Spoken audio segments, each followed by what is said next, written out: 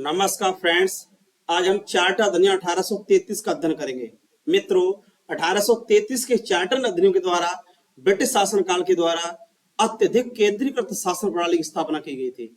इस समय भारत के शासन को अत्यधिक केंद्रीकृत कर दिया गया था।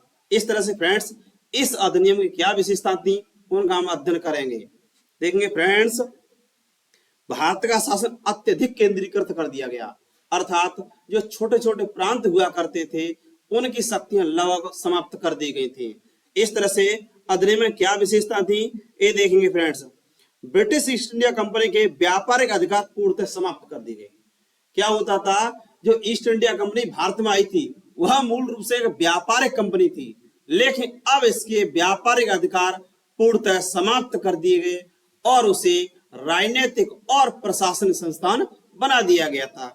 इस तरह से फ्रेंड्स, अब ईस्ट इंडिया कंपनी केवल राजनीतिक और प्रशासनिक कार्य करती थी, जबकि मूल रूप से उस कंपनी का निर्माण व्यापारिक उद्देश्य से किया गया था। अब कंपनी ब्रिटिश सरकार की ओर से शासन करना रह गया था। कंपनी का कार्य क्या था? ब्रिटिश सरकार की ओर से शासन करना, जबकि कंपनी मूल रूप से व्यापार के उद्देश्य से बनाई गई थी। अब देखें नेक्स्ट मित्रों, जो बंगाल का गवर्नर जनरल होता था, बंगाल के गवर्नर जनरल को संपूर्ण भारत का गवर्नर जनरल बना दिया गया। पहले बंगाल में गवर्नर पद होता था, बाद में 1773 के एक्ट के द्वारा बंगाल का गवर्नर जनरल पद बनाया गया। अब इस अधिनियम के द्वारा भारत का गवर्नर जनरल पद बनाया गया था। इस तरह से मित्रों, भारत के पहले गवर्नर जनरल बने थे लॉर्ड विलियम बेंटिंग। इस तरह से लॉर्ड विलियम बेंटिंग भारत के पहले गवर्नर जनरल बनते हैं। इस अधिनियम के द्वारा भारत के गवर्नर जनरल पद की व्यवस्था की जाती है। आगे देखें मित्रों, जो गवर्नर जनरल था उसकी केंद्रीकृत भारत सरकार और कार्यकारी परिषद थी।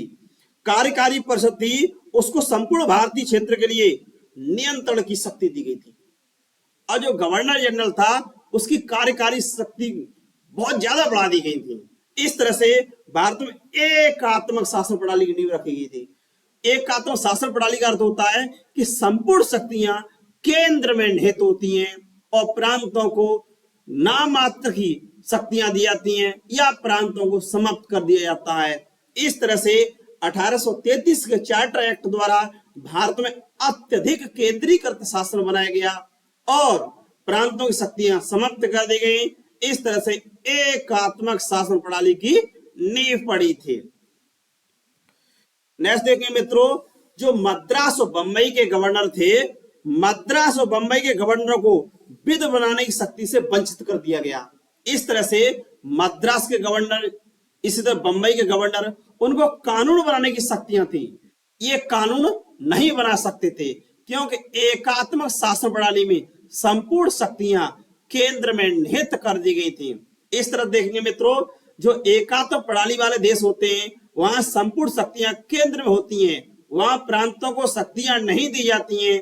इस तरह से यह 1833 का चार्टर एक्ट भारत के शासन को अत्यधिक केंद्रीकृत करके एकात्मक शासन प्रणाली की नींव रखता है। इसमें क्या हुआ था, पहले बनाए गए कानूनों को नियामक कानून नाम दिया गया था।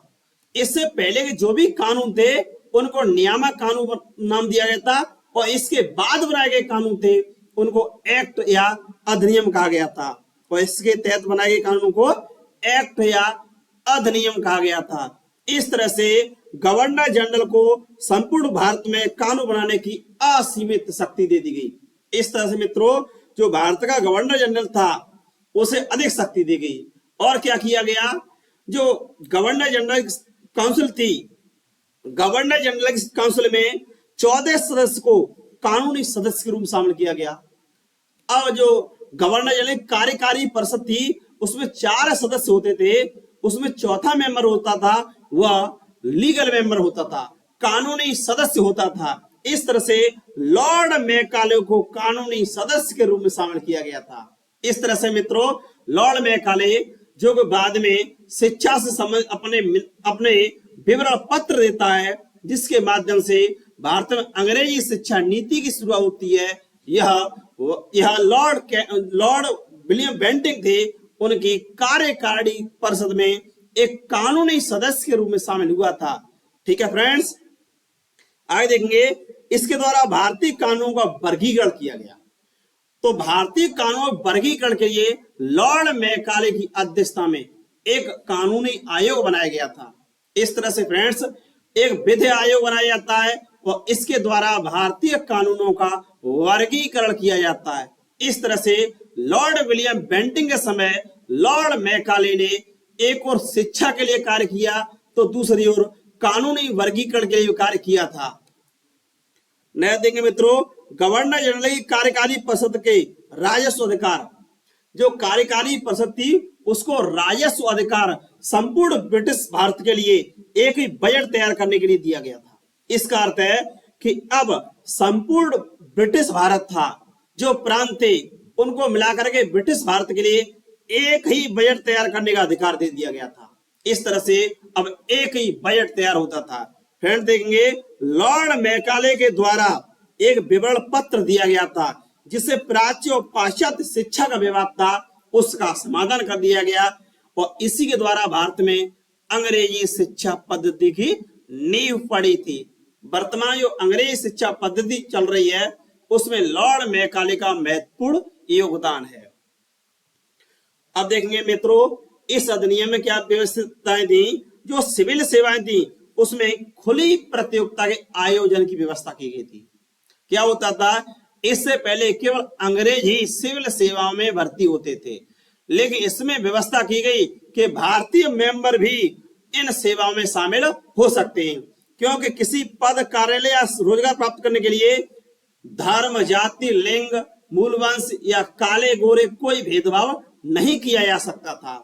इस तरह से ये व्यवस्था की गई थी। लेकिन इसमें होता क्या है, जो अंग्रेज मेंबर थे उन्होंने इसका विरोध किया और विरोध करने के कारण ये लागू नहीं हो पाया था।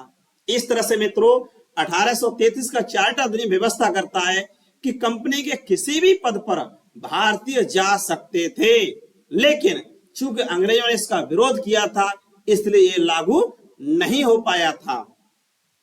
आगे देंगे इस अधिनियम में दास प्रथा के समाप्त करने की व्यवस्था की गई। जो दास प्रथा होती थी उसके समाप्त करने की व्यवस्था की गई थी, लेकिन ये बाद में 1843 में लॉर्ड एलन बरो के द्वारा की गई थी। इस तरह से देखेंगे मित्रों जो 1833 का चार्टर एक्ट है उसके द्वारा कंपनी के व्यापारिक अधिकार पूर्णतः समाप्त कर दिए गए थे। अब कंपनी को राजनीतिक और प्रशासनिक संस्था बना दिया गया था। भारत में जो बंगाल का गवर्नर जनरल था उसको भारत का गवर्नर जनरल पदनाम दिया गया था। इस तरह से केंद्रीयकृत शासन बना करके एकात्म शासन प्रणाली की नींव डाली गई और लॉर्ड विलियम बेंटिंग भारत के पहले गवर्नर जनरल बने थे। इसी तरह से लॉर्ड मैकाले को चौथे कानूनी सदस्य के रूप में शामिल किया गया था। अब इसके द्वारा भारतीय कानूनों का वर्गीकरण किया गया था और आंग्ल जो प्राच्य शिक्षा विवाद था यह विवाद समाप्त हो गया, क्योंकि भारत में अंग्रेजी शिक्षा प्रणाली स्वीकार करी गई थी। इसी तरह से मित्रों भारतीय थे वह सिविल सेवा में किसी पद पर जा सकते थे। इस तरह से 1833 के चार्टर अधिनियम ये मुख्य विशेषताएं। फ्रेंड्स वीडियो अच्छा लगा हो तो लाइक, शेयर और कमेंट करें। धन्यवाद।